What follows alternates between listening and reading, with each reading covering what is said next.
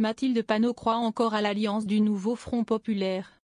Alors que la coalition de gauche se divise, en désaccord notamment sur la destitution d'Emmanuel Macron et la participation aux consultations de François Bayrou, l'insoumise estime qu'elle se retrouvera pour renverser le gouvernement, à nouveau. Invité de BFM TV RMC ce jeudi 19 décembre.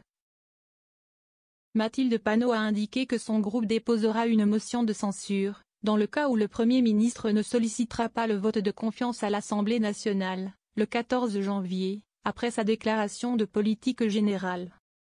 Je crois que l'ensemble du nouveau Front populaire se retrouvera sur le vote de la motion de censure, a-t-elle alors affirmé. Un vote qui indiquera, selon elle, de qui est dans l'opposition et qui soutient ce gouvernement. Même si elle croit à l'union des 4 composantes du nouveau Front populaire, PS, PCF, écologistes et LFI. Je crois, après ça sera à eux de le décider, a-t-elle répété. Dans le même temps, les écologistes et le Parti socialiste ont annoncé qu'ils se rendraient à Matignon ce jeudi après-midi, où ils ont été conviés par le Premier ministre. Une réunion qualifiée de chimère par Mathilde Panot. François Bayrou ne passera pas l'IV. Pour la chef de file des députés insoumis à l'Assemblée nationale, le gouvernement de François Bayrou va tomber, à l'instar de son prédécesseur. Monsieur Barnier n'a pas fait l'automne, Monsieur Bayrou ne fera pas l'IV, a-t-elle lancé.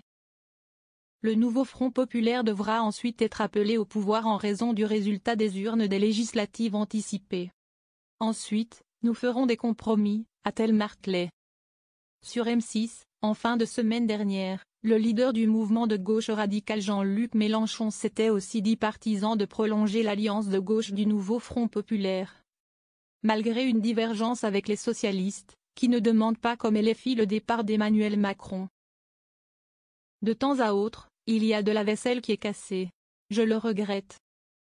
Mais si le nouveau Front populaire était rompu, ça veut dire qu'on ne laisse les mains libres à Monsieur Macron et au Rassemblement national, a-t-il plaidé.